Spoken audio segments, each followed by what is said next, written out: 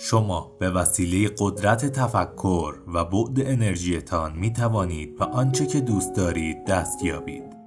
ما در این کانال دوره‌هایی را برگزار می کنیم که شما را به خواسته هایتان برساند. در این دوره‌ها به شما اطلاعات و تمارین داده می شود تا این قوانین جهان را در زندگی خود تجربه کنید. همه ما یک کیمیاگر هستیم. به آگاهی سلام کنید.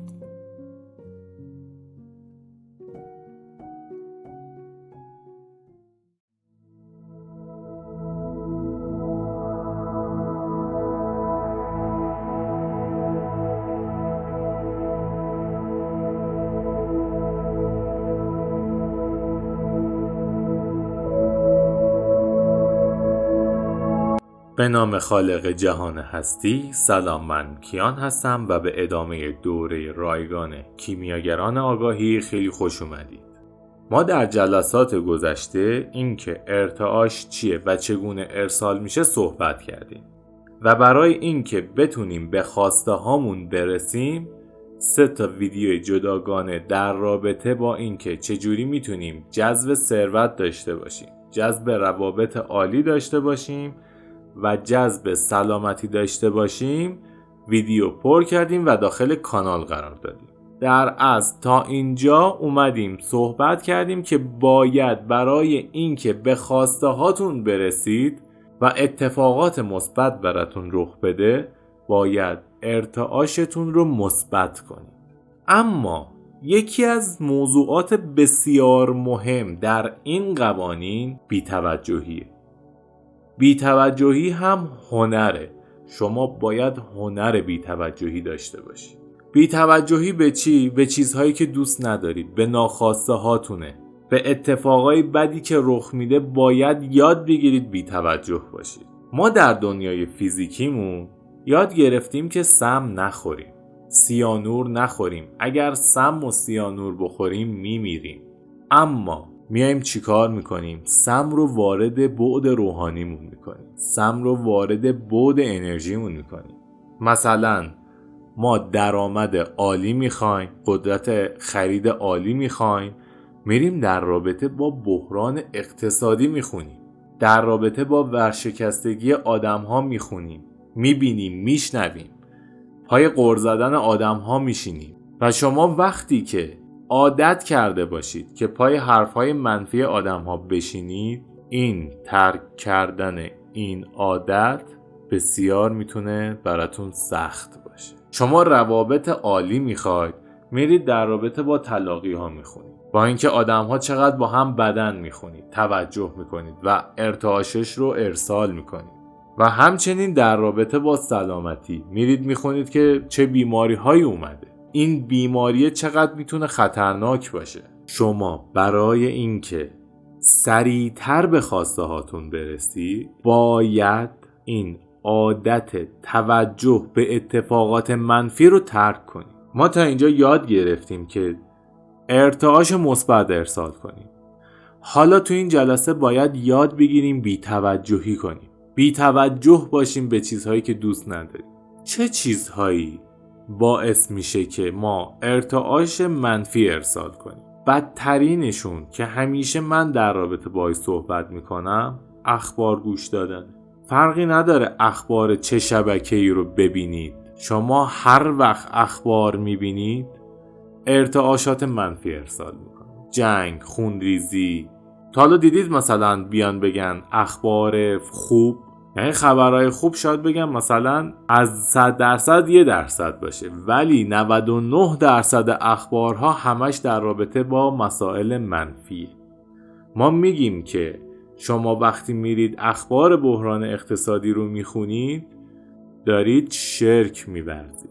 در آینده در رابطه با اینها صحبت میکنم که شما روزیتون تنها از منبع اصلی به دست میاد. مهم نیست تو چه شرایطی زندگی میکنی، تو چه کشوری هستی. شما به وسیله اینکه ارتعاشتون مثبت بشه و ایمان داشته باشید که جواب این ارتعاشات رو میبینید، دیگه براتون فرق نمیکنه که تو چه کشوری زندگی میکنی. حتی همین ایران چقدر آدم‌های ثروتمند وجود دارن، چقدر آدم‌ها هستن که میتونن تو هر شرایطی درآمدهای عالی داشته باشن. چرا؟ چون اونها باور دارن که درآمد راحت به دست میاد.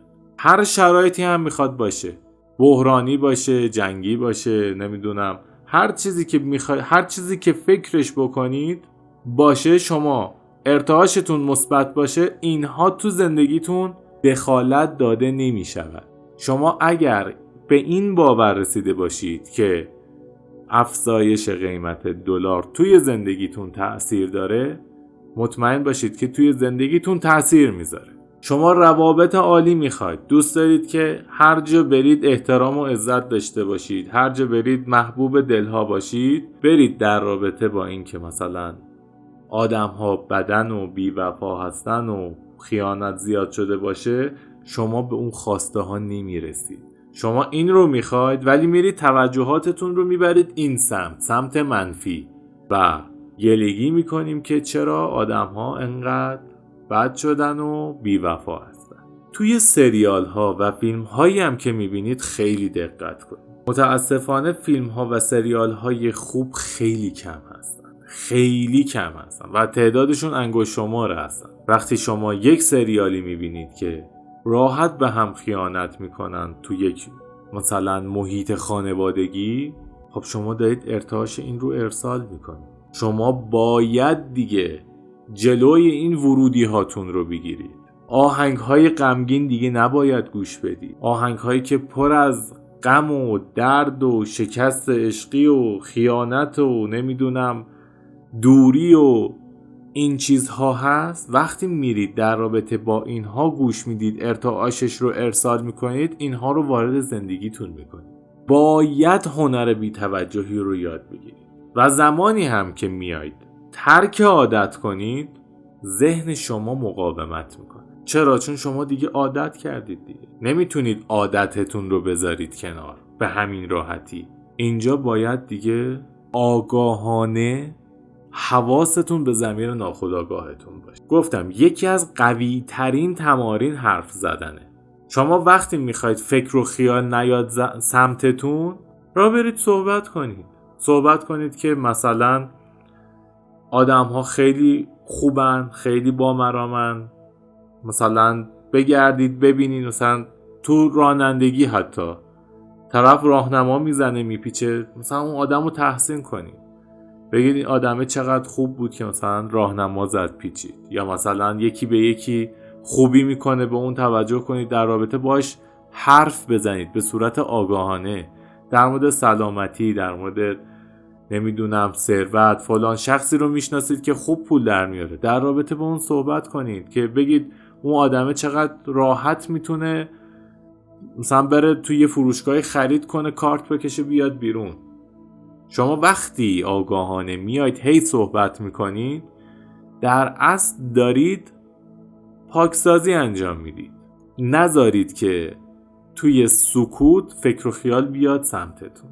وقتی حرف نزنید آگاهانه، یا آگاهانه اصلا توجه نکنید، تجسم نکنید، چون عادت کردید به توجه به ناخواسته و اتفاقات بد و نکات منفی، هی میاد توی ذهنتون. باید جلوی این ارتعاشات منفی رو به صورت آگاهانه بگیرید.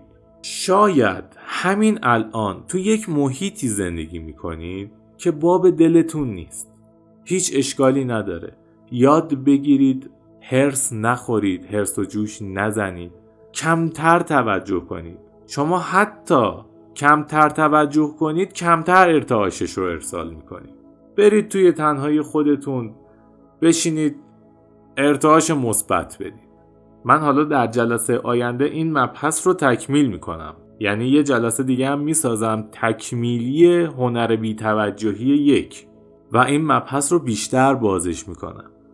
ولی ما باید یاد بگیریم که دیگه فقط به چیزهایی که دوست داریم و خواستمون هست توجه کنیم، همین، و هنر بی‌توجهی رو یاد بگیریم. اگر نگاه کنید 2 تا تمرین همین الان میخوام بهتون بدم. اگر اتفاقات منفی هی میاد توی ذهنتون 3 بار بگید نمیشنوم. بلندا توی ذهنتون بلند داد بزنید نمیشنوم اصلا کلا قطع میشه. تمرینی که میخوام بهتون این جلسه بدم و یک تمرینیه که به شدت تأثیر میذاره توی زندگیتون، روزه فکریه. شما باید 40 روز مراقب فکراتون، توجهاتتون، افکارتون باشید. اشکال نداره که مثلا حواستون نیست، فکر منفی میاد سراغتون، ولی هر لحظه باید حواستون باشه که دارید به چی فکر میکنید. اگر یک لحظه افکار منفی اومد سراغتون، باید به خودتون یادآوری کنید توی روزه فکری هستید.